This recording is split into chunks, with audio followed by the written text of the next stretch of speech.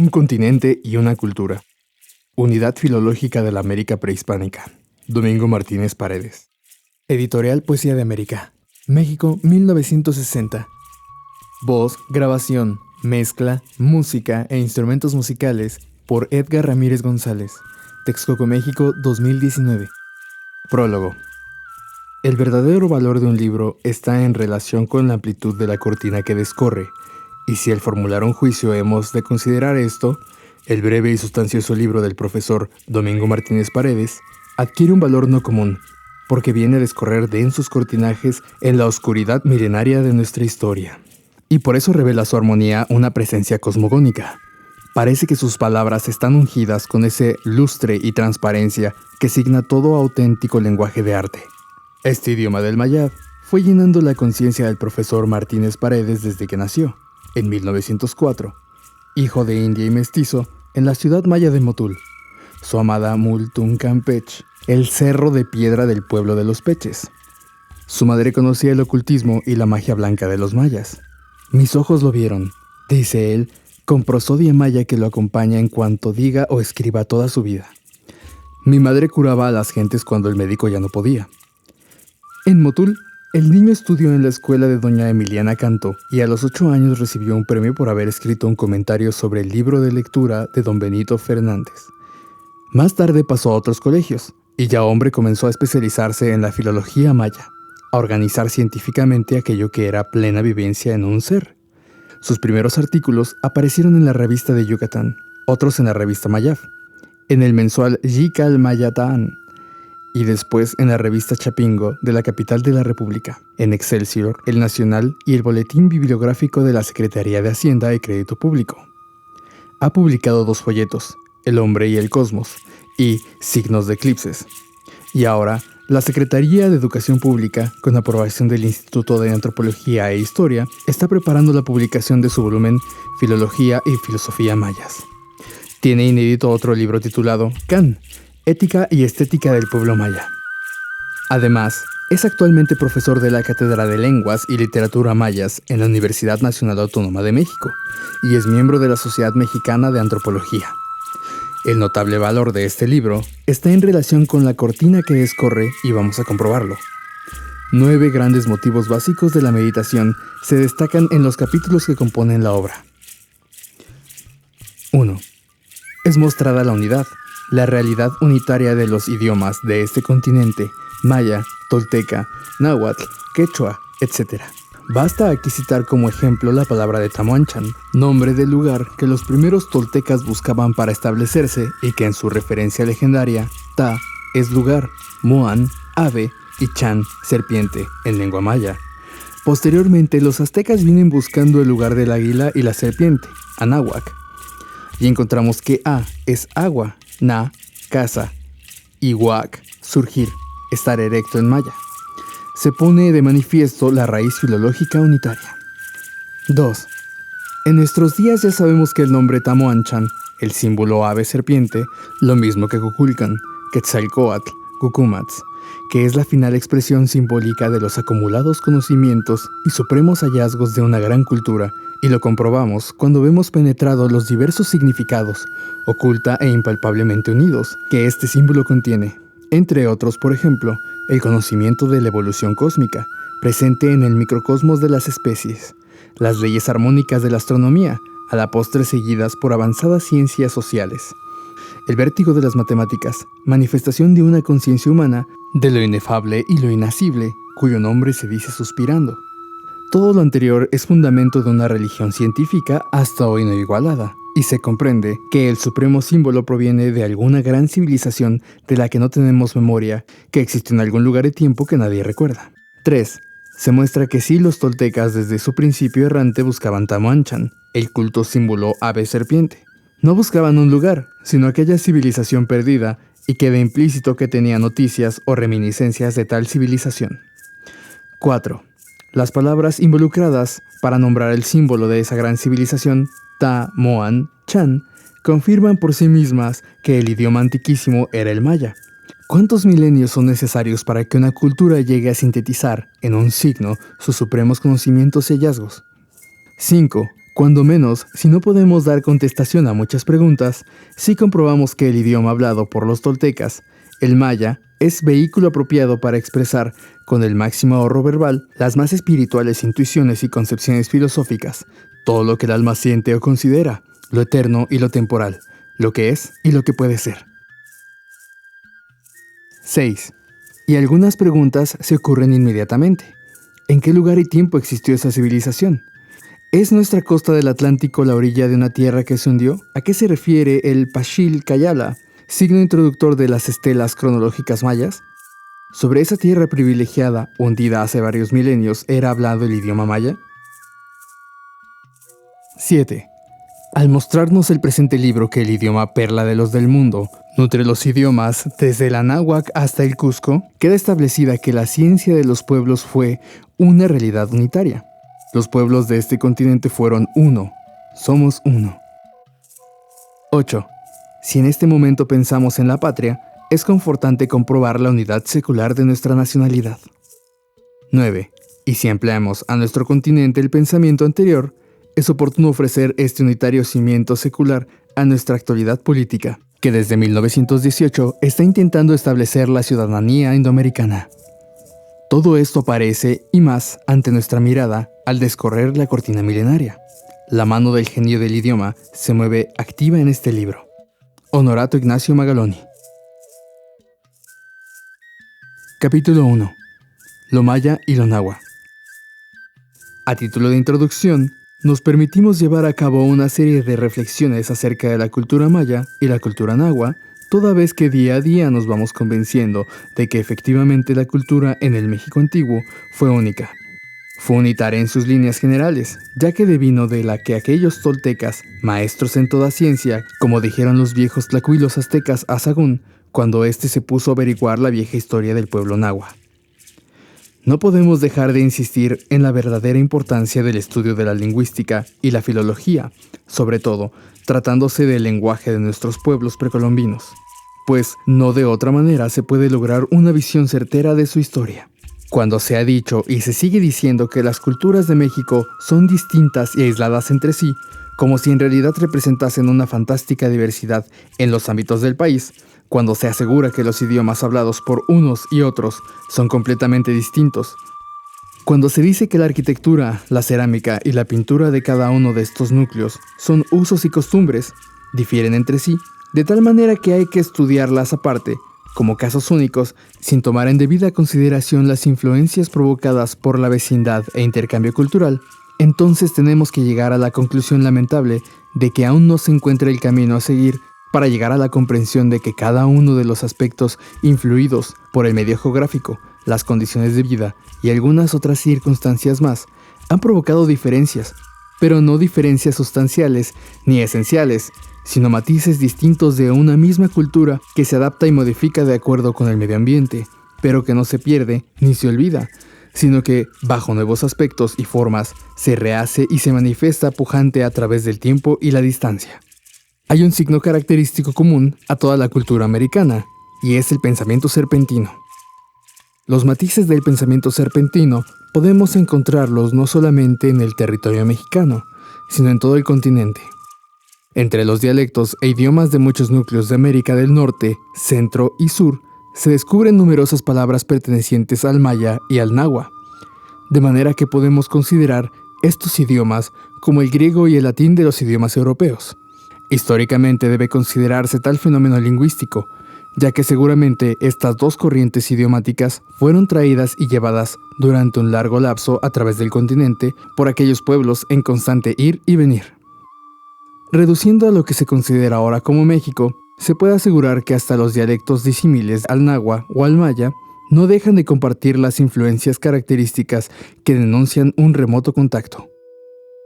Se clama por la incorporación del indio a la vida activa del país. Se trazan programas más o menos avanzados, pero en realidad, en tanto no se le dé verdadera importancia, nada se logrará firmemente, pese a los buenos deseos y mejor voluntad que sobre el particular se tenga. Hay falta de cátedras especiales sobre idiomas aborígenes de México, tanto en las normales como en las instituciones de altos estudios, sobre todo en la UNAM, donde solamente se imparten durante los llamados cursos temporales de verano, 6 semanas de lengua y literatura mayas a algunos jóvenes, en su mayor parte extranjeros. Después, no hay más clases sobre la misma materia.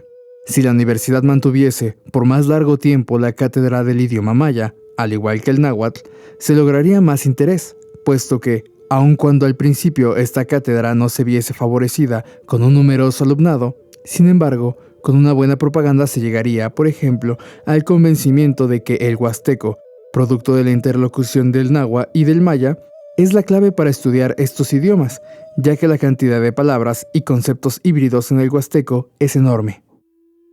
El aprendizaje del maya favorecería grandemente el mayor y más profundo conocimiento del náhuatl, porque el idioma de los toltecas fue este que ahora conocemos como idioma maya, razón patente para descubrir los fundamentos que existen en la presencia de estos elementos que dan nacimiento a vocablos que, estudiando solamente el náhuatl, no han podido ser dilucidados, ya que sus etimologías pertenecen al tolteca, o sea, al protomaya. La serie de palabras compuestas en combinación con la pronunciación del maya nos da derecho a pensar que el estudio del náhuatl sin el conocimiento del maya resulta verdaderamente difícil e imposible a veces, como está sucediendo con muchas interpretaciones erróneas, y entre estas podemos citar la de Cuitláhuac, tenida por los nahuatlatos como equivalente de excremento seco flotando sobre agua, cuando en realidad su traducción correcta proviene de una idea menos sucia que la expuesta, ya que quiere decir señor serpiente celeste o serpiente vigilante del cielo, que es muy distinta a la de excremento seco. Pero advertimos que logramos aclarar el verdadero origen de la palabra Cuitláhuac gracias a un análisis combinado y comparado con el actual idioma maya. Y entonces, ¿qué quiere significar esto? Nada más que la necesidad de llevar a cabo una seria investigación filológica lingüística acerca de la interrelación existente entre el náhuatl y el maya. También con esto probamos la imperiosa necesidad de estudiar detenidamente hasta qué punto el náhuatl se deriva del habla tolteca, ya que así se podrá con el tiempo conseguir establecer correctamente esta sincretización idiomática que tuvo tan alto y decisivo giro en las viejas civilizaciones mesoamericanas.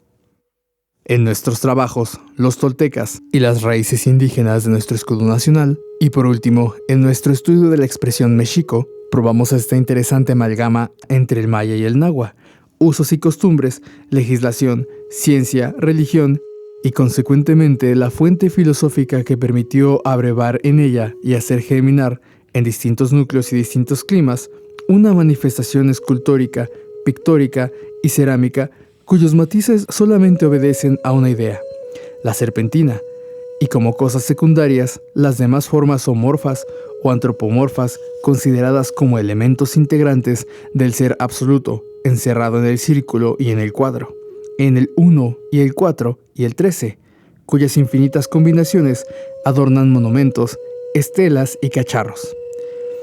Interesante resulta descubrir que estas ideas filosóficas nahuas, tenidas por ajenas al pensamiento filosófico maya, no son más que manifestaciones de este, eso sí, modificadas y matizadas al concepto náhuatl, de manera que esto exige también que las deidades obedezcan a denominaciones híbridas o adaptaciones de nombres toltecas mayas al náhuatl. Para aquellos exigentes que en todo ven intereses mezquinos, o para aquellos que nos tachan de padecer mayamanía, para ver y adivinar vocablos y expresiones mayas a través de todas las culturas de México, vamos a dar la respuesta contenida en estos análisis lingüísticos, que son otras tantas pruebas de la verdad respecto a la integración cultural unitaria en el continente, pero especialmente en nuestro país. La voz Quetzalcóatl está formada por Quetzal, cuyo hábitat es la parte alta de Chiapas y Guatemala, y significa pájaro precioso de plumas verdes, y Coatl, que en náhuatl significa culebra, pero que en el fondo está combinado con Co, nombre genérico de la serpiente, y culebra en lengua maya, y por último Atl, agua, cuya raíz es A, en maya. Quetzalcóatl es el nombre de la deidad mayor de los toltecas, heredada por los nahuastecas, que lo hicieron hermano de Huitzilopochtli, cosa muy natural si se toma en cuenta que el Quetzalcóatl también es una deidad solar, lo mismo que aquel, y en un análisis de la expresión Huitzilopochtli, no es nada remoto que nos lleve a un vocablo maya que significa el ofendido, dentro de una concepción esotérica revelada por la leyenda cuando sus hermanos altamente indignados pretendieron destruirlo en compañía de su madre, Cihuacóatl. Y él entonces habló, y dijo que ésta no temiese nada, porque él se encargaría de destruirlos. Y en realidad, resulta altamente sorpresivo para el investigador el estudio de los vocablos que forman las palabras Huitzilopochtli, ya que Huitzili significa en náhuatl reprender o castigar a otro. Huitz, espina, Unzik, cosa ungida, y Huitzitzilin, colibrí. Pero no por su tamaño, sino por su pico que se asemeja a una larga aguja, a una cosa aguda. Así, en esta forma, en la expresión Huitzilopochtli, el terrible dios de la guerra de los mexicas, como colibrí sagrado, encierra algo más grave y trascendental, que es deidad ofendida. También nos encontramos con otra serie de raíces como Uokmitia, mitla, dar pena y enojo a otros. Poconi enchir, de enojo y de ira. Poctan tilia, aniquilar o maltratar a otro. Popoloa, destruir combatiendo. Y poloa, mitla, perder el juicio. Si observamos que en tanto en maya como en náhuatl se heredó la cultura tolteca, tenemos la explicación de por qué la CH como la SH tienen un mismo valor, ya que en maya dicen can, lo mismo que chan, serpiente, así como también noc y noch, mentón. De manera que es probable que la palabra poch, en lengua maya, que equivale a ofender insultando, entre los aztecas haya quedado en poc, que viene a ser lo mismo, ofender, insultar, maltratar. Claramente se ve que la raíz de poch y de poc es de origen tolteca, puesto que es lo mismo que ofender, y Huitzilopochtli, que es nada menos que un ser ofendido por sus hermanas, o sea el sol, destruyendo a sus hermanas las estrellas todas las mañanas, pues al asomar desaparecen aquellas. El sol vencedor, Huitzilopochtli. Recordando la deidad Quetzalcóatl, tenemos también a la estrella Venus, que recibe el nombre como estrella de la mañana, Quetzalcóatl, y de la tarde, Xolotl. Pues bien, la idea que aquí se presenta es la de hermanos mellizos, que en lengua maya recibe la de Latov, y también la de Ich. Pero en Xolotl es perfectamente demarcable el Lotl y Xolotl, como Ka-Lot-Mul, o sea, cerros mellizos. Y así paso a paso se va enterando el investigador de las referencias y analogías innegables existentes entre el genio del idioma náhuatl y el maya.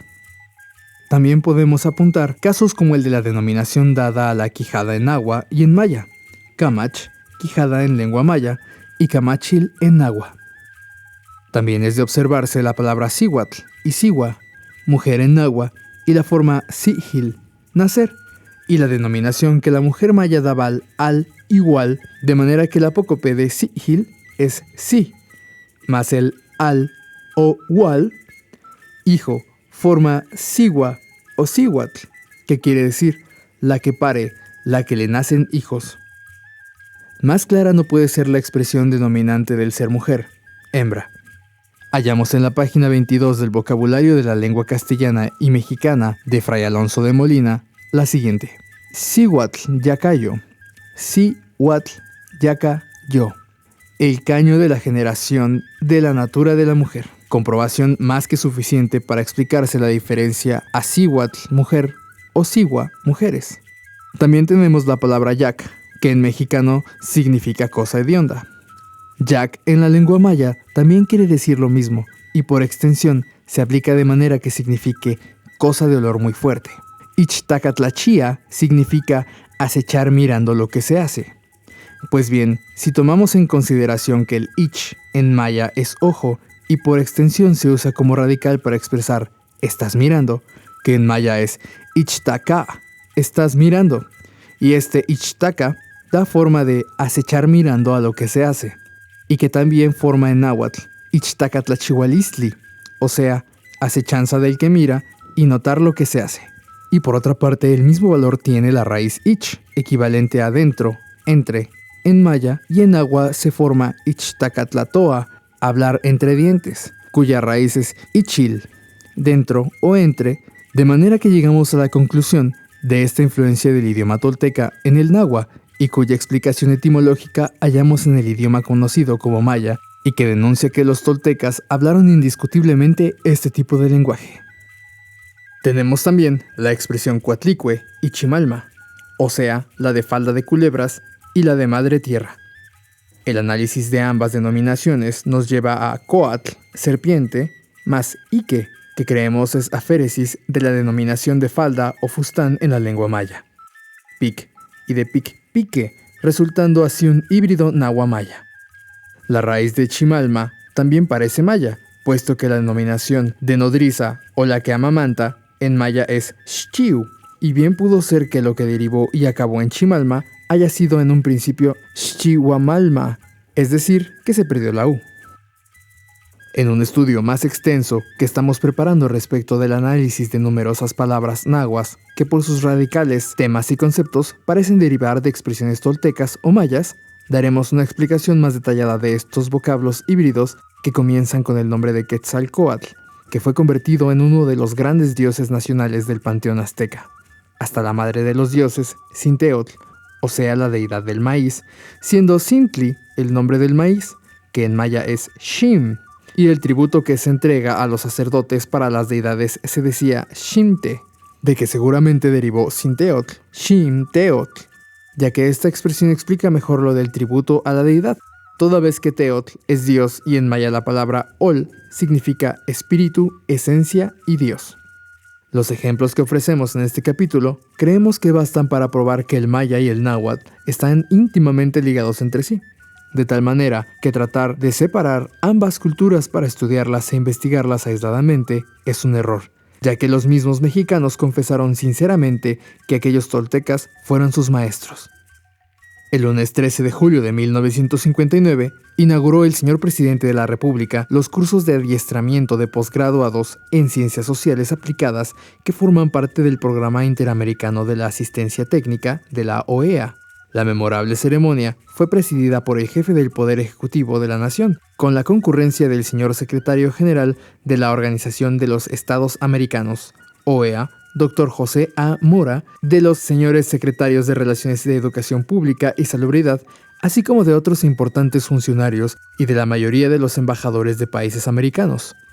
Lo expresado en esta reunión da a entender perfectamente cuál es la finalidad a proseguir. A su vez, el señor secretario de Educación Pública, el Dr. Jaime Torres Bodet, con su acostumbrada brillantez oratoria, hizo una exposición de lo que serían los cursos de adiestramiento que tendrían un plazo de 5 años y que se realizarían en la Escuela Nacional de Antropología e Historia, y que consistirían en visitas a escuelas rurales, centros de bienestar social rural, obras hidráulicas del Papaloapan y de Tepalcatepec, y en centros de intensa actividad de organización agropecuaria. Señaló también que los becarios harían prácticas de investigación social en varios de los centros coordinadores del Instituto Nacional Indigenista. A las enseñanzas y a los trabajos de campo se agregarían seminarios y clases de especialistas. Sentir las afinidades y las diversidades de los pobladores de nuestra América no nos desconcerta ante el porvenir. Al contrario, de diversidades entrecruzadas está hecha la libertad. Y no será el menor beneficio de los estudios que inauguramos el que permita afirmar en quienes lo hagan el valor de una fraternidad de factores independientes y por eso mismo complementarios. Nada podrá ser más significativo para los que pensamos, como lo que manifiestan nuestros gobiernos al establecer los principios de la Carta suscrita en Bogotá el 30 de abril de 1948, que la unidad espiritual del continente se basa en el respeto de la personalidad cultural de los países americanos y demanda su estrecha cooperación en las altas finalidades de la cultura humana. Agradeciendo la hospitalidad brindada por nuestro país, el Dr. Mora enfatizó el desarrollo adquirido por nuestro país en materia técnica y económica, así como socialmente, todo esto encauzado al servicio del hombre, y que en México está constituido el centro y donde se está realizando la finalidad más alta del propio quehacer, dando a entender así que México es el más alto ejemplar existente en América desde el punto de vista de la preocupación antropológica bajo todos sus aspectos. Es de trascendental importancia que la antropología aplicada para nuestro país, la condición especial que guarda geográficamente por su diversidad de climas, por la diversidad de núcleos humanos aún no incorporados a la vida activa de la nación, por la dificultad del idioma que cada grupo habla, es decir, el estudio del comportamiento del hombre desde las remotas épocas en que se conjugaron altos conocimientos climatérios y meteorológicos, los que consecuentemente lo capacitó para llevar a cabo la proeza de crearse un cereal, el maíz, y como consecuencia inmediata, la más acuiciosa observación de los fenómenos provocados por el Sol, la Luna y demás astros, hasta llegar con el tiempo a formular un calendario para la eternidad, no sin antes conocer el signo matemático del cero, así como realizar los más estupendos cálculos astronómicos como ningún pueblo realizó en las mismas épocas. Todo esto se hizo posible con la ayuda y el auxilio de un idioma que fue capaz de expresar cabalmente todos aquellos conocimientos y organizarlos como filosofía, ciencia y religión, al mismo tiempo que permitirles difundir cultura y civilización. Es tan importante la obra realizada por el aborigen de América en los diversos campos del conocimiento que su cultura bien puede compararse con una de las más altas creadas por el hombre sobre la tierra. Su arte, considerado hasta la presente fecha en forma imperfecta, asombra sin embargo. Más hay que considerar que su obra no fue menuda, sino tuvo una expresión, gallardía, elegancia en sus giros, modos y formas.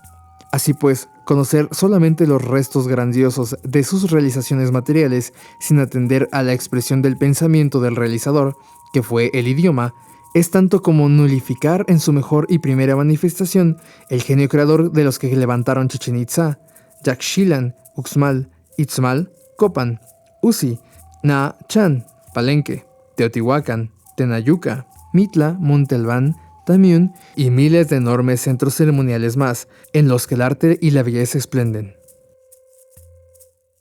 Es lógico pensar que los autores de estas hazañas, antes de plasmar en la piedra, en la madera y en el barro la imagen de sus pensamientos, tuvieron un instrumento notable para explicar y explicarse las razones y las causas emotivas que los estimularon a representarla bajo complicados símbolos. El pueblo que concibió a un dios matemático y dinámico, encerrado su nombre en la combinación de 3 sílabas como Hun-Af-Ku, o sea, dador de la medida y el movimiento, y cuyas consecuencias especulativas son las de energía y potencia, espacio y tiempo, no se le puede negar una disciplina filosófica de gran hondura y profundidad. Pero por lógica, este filosofar necesitó imperiosamente de un vehículo capaz de expresarlo por medio de sonidos bien aplicados y concienzudamente sopesados. Y así tuvo necesaria imperiosamente que estructurar un idioma para hacer hablar y realizar la deslumbradora magia de sus símbolos exotéricos y exotéricos, donde nacían sus objetivizaciones y subjetivizaciones íntimamente vinculadas a sus manifestaciones psicológicas que hicieron surgir en consecuencia su fantástica y maravillosa mitología. En los nombres de los dioses, alrededor de los cuales giraron por milenios usos y costumbres, ritos y ceremonias, así como la denominación de lugares y sucesos, se plasmó sin duda la prolongadísima historia de su existencia. La antropología tiene que sustentarse imperiosamente en la lingüística y en la filología. En la lingüística, porque aún existen numerosos núcleos que hablan, aunque bastante modificados, los antiquísimos lenguajes precolombinos. En la filología, porque muchos de los herederos de las viejas culturas escribieron numerosos documentos conocidos como códices, donde dejaron constancia de aquel su magnífico pasado. Y es lógico suponer que en ellos se encuentren encerradas muchas explicaciones acerca del conocimiento del hombre que tuvo que vivir en un continente sísmico, razón por la que el hombre, tuvo que ser eminentemente dinámico, y la prueba más fehaciente está en las huellas de sus construcciones ciclópeas regadas en todo lo ancho y largo de la América del Centro y el Sur, y en buena parte de la América del Norte. Creemos, pues, que el estudio más profundo de nuestras viejas culturas mexicanas, basado en la lingüística principalmente, puede revelarnos las experiencias de aquellas remotas civilizaciones que supieron dominar las tierras y las selvas, los llanos desérticos y las montañas. Se han encontrado ruinas cerca de la cúspide del Popocatépetl, lo mismo que entregaron al seno de las cavernas, poco o nada estudiadas en México, en relación con el hombre, su arte y sus concepciones míticas.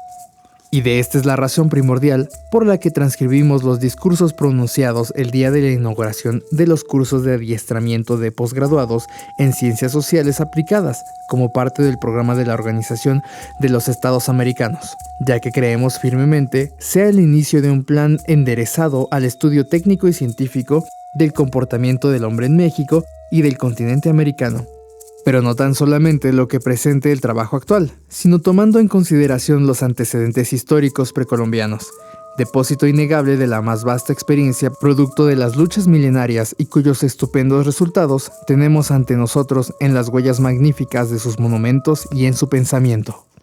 Así pues, se hace destacar la importancia de la antropología en América, pero sobre todo en México, ya que el minucioso estudio de la lingüística nos llevará a conclusiones más apegadas a la verdad histórica.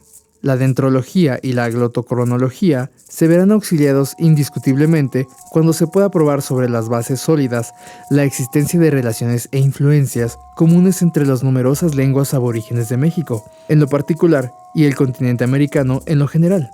Además de averiguar, en realidad, en qué época se efectuaron más intensamente esas relaciones y la integración del idioma maya, del náhuatl y del quechua. Este último, al parecer estructurado a base de vocablos y conceptos mayas y náhuatl respectivamente. Saber al fin si la creación del gran imperio andino se debió a la despoblación de los grandes centros ceremoniales mayas de Centroamérica, a una emigración que se proyectó de México al Perú, o viceversa. Creemos firmemente que la investigación lingüística efectuada a través de un profundo análisis de cada una de las lenguas que se hablaron y aún se hablan a lo ancho y largo del continente desde Alaska hasta Patagonia tiene que dar los más preciados frutos, si se toma en consideración que el eje alrededor del cual giraron la cultura y civilización fue siempre el concepto serpentino. La importancia de unar a las investigaciones de orden arqueológico las de orden lingüístico radica en que así se podría comprender mejor estos conceptos que aún parecen oscuros a la luz de la historia, como el caso específico de Quetzalcóatl, que en todas las relaciones y crónicas aparece como un hombre blanco y barbado, razón por la cual los españoles creyeron firmemente que este personaje era algún apóstol cristiano, llegando a asegurar que fue Santo Tomás, por las referencias de haber sido blanco y barbado el tal Quetzalcóatl, sin meterse a averiguar el fondo de esta leyenda mitológica náhuatl. Aprovechando dicha circunstancia para aseverar pontificando que la cultura de Mesoamérica fue obra de griegos, caldeos, egipcios o chinos, tratando así de probar que nada pudieron crear estos pueblos precolombinos y que todo se lo deben al europeo o al asiático, cuando la verdad es que las viejas culturas americanas son totalmente autóctonas, sin influencias exteriores, ni en su pensamiento ni en sus obras materiales. Fue pues una cultura y una civilización sui generis, única en su tipo, razón por la que, arrancando desde tan hondo, puede conseguirse una visión más clara de la vida del hombre colocada en los marcos de la prehistoria, la protohistoria y la misma historia, tan maltratada por los cronistas que, imbuidos de una disciplina y de una moral cristiana, tuvieron necesariamente que deformar a su modo todo lo que aquellos pueblos contemplaron al desembarcar en las costas del nuevo continente. Y la prueba está patente al solo observar las viejas litografías y láminas impresas en los libros de la época posterior a la conquista, donde se ven elefantes y camellos y otra clase de bestias y aves que no existían. Así también se procedió para representar edificios y monumentos como si estos fueran del lejano y fantástico oriente. Lo curioso es que esas figuras desaparecieron de las hojas de los libros, pero no así las ideas y conceptos aplicados por los europeos respecto a los usos y costumbres de los nahuas y mayas, alterando nombres de las deidades, de toponimias, pero aún algo peor todavía, permitiéndose el derecho de fabricar neologismos en los idiomas aborígenes, como si ellos supieran más que aquellos descendientes de quienes los crearon. Es grave el error cometido al despreciar el precioso auxilio de la lingüística, pero hay que aclarar, no solamente copiando aquellos viejos documentos escritos por los novatos aprendices y discípulos de los frailes que apenas comenzaban a imitar los signos europeos para usarlos en la escritura de sus idiomas ancestrales, y si a esto se agrega la natural desconfianza del aborigen para revelar con toda sencillez y claridad sus pensamientos y expresiones, la falta de ortografía correcta que también tenía en su contra una anarquía gráfica, convirtiendo las L's en R's o R's, la H en V y la X en Y así sucesivamente, hasta llegar a impedir y trastornar el claro conocimiento de vocablos y expresiones al afectar sensiblemente la fonética. Es de notar que hace nada menos que 116 años se quejaba el famoso mayista yucateco Juan Pío Pérez de esta serie de dificultades acumuladas por los frailes para entender correctamente el idioma maya, a través de vocabularios, diccionarios y gramáticas, gracias a numerosas alteraciones y errores asentados en ellos. Y lo más curioso es que, pese a estas advertencias, se sigue aplicando el anticuado sistema tratando de entender aquellos engravitados códices con la aplicación e invento de nuevas formas para los fonetismos, lográndose con ello enredar más y más la comprensión de aquellos escritos de los primeros cronistas españoles e indígenas. Por esto hablamos de la importancia de estudiar la liga existente entre los idiomas aborígenes de México, pues, como el oscurísimo paisaje de Quetzalcóatl, quedamos asombrados al saber que utilizando el idioma maya, se puede llegar a entender lo que quisieron expresar los nahuas, diciendo blanco y barbado a Quetzalcóatl, y por qué, en los códices mayas, aparece Cuculcán pintado con barba, y en las crónicas del Chilambalam de Chumayel se le titula A Mexcucuc y A Mexcucucan, pese al uso del cuc, ardilla, y pese a que se dice en nota especial que al tal personaje se le llamó Barbas de Ardilla, error notable, tanto del que escribió como del que tradujo. La conclusión lógica se impuso porque en realidad no hay tal ardilla barbada, y menos pudo haber sido ese el nombre de un jefe o deidad. Y debido al error ortográfico en la escritura del maya, que tal acento fracasó la leal interpretación con la palabra cuc, ardilla, porque el que leyó no se puso a meditar acerca de la circunstancia de no existir ardillas con barba. Y sí el elixir de un vocablo como cuc, que se ve escrito con una sola U en el Cuculcán y que significa pluma o plumas. Resultado que Mexcuc, barbas de ardilla, resultó ser Mexcuc, o sea, barbas de plumas, ya que Cuc significa codo y Cuc, ardilla. Así es, con 2 U. También los mayas le decían a los rayos solares Mexquín, barbas del sol o barbas solares. Se observa desde luego en el análisis presente los errores cometidos en dos vocablos como mesh, escrito como mesh, y cuc, convertido en cuc. Y aunque esto parezca risible a primera vista por lo chistoso de las traducciones e interpretaciones, sin embargo resulta de una gravedad y una trascendencia tal para nuestra historia precolombina que sin querer se convierte en una verdadera caricatura, al falsearse la verdad, asentando sin un juicio correcto la traducción literal de palabras mal escritas que dan pábulo a las más extravagantes y torcidas interpretaciones, como es el caso del nombre Cuitláhuac, convertido en excremento seco flotando sobre agua, siendo una expresión más noble y elevada como la de serpiente celeste o serpiente vigilante del cielo, y que también, gracias a un minucioso análisis etimológico combinado entre maya y náhuatl, logramos establecer su auténtica traducción, y así, Mexcuc no es tal, siendo Mexcuc, o sea, barbas de pluma, o barbado con plumas, es decir, Quetzalcóatl, acompañando a los señores mexicanos en su emigración al Mayab, donde se le conoció como Cuculcán, o sea, la serpiente emplumada. En esta forma dilucidamos dos cosas de suma importancia: la autenticidad del origen autóctono de Quetzalcóatl, que no es ningún sacerdote extranjero, porque su blancura se refiere a la blancura de la luz solar, y las famosas barbas a sus rayos, simbolizados a su vez por medio de plumas fijadas en los carrillos, costumbre que practicaron los aztecas para imitar a la serpiente emplumada. Pues así como los mayas se modelaban el cráneo para imitar a la forma de la cabeza de la serpiente, así los aztecas se ponían plumas en las mejillas para simbolizar su carácter de adoradores de Quetzalcóatl. Y a esas plumas fijadas en los carrillos se llamaba en la lengua maya mesh, barba, y cuj, plumas, o sea, barba de plumas. De esta manera que así queda aclarada por esta parte la verdadera personalidad de Quetzalcóatl, y por otra parte lo referente al nombre de Mexicanov, o sea, serpientes barbadas con plumas, conjugado a la vez en los propios gentilicios nahua, náhuatl y nahui olin, todos derivados del nombre aritmético del reptil, o sea, el número 4. Así, en esta forma se llega a comprender esa importancia de estudiar estas ligas íntimas que atan un idioma con otro, como es en este caso el náhuatl y el maya. Nuestra tesis es para sostener la imperiosa necesidad de realizar una tarea de investigación enderezada a encontrar en cada núcleo lingüístico el nudo de conexión entre un idioma y otro.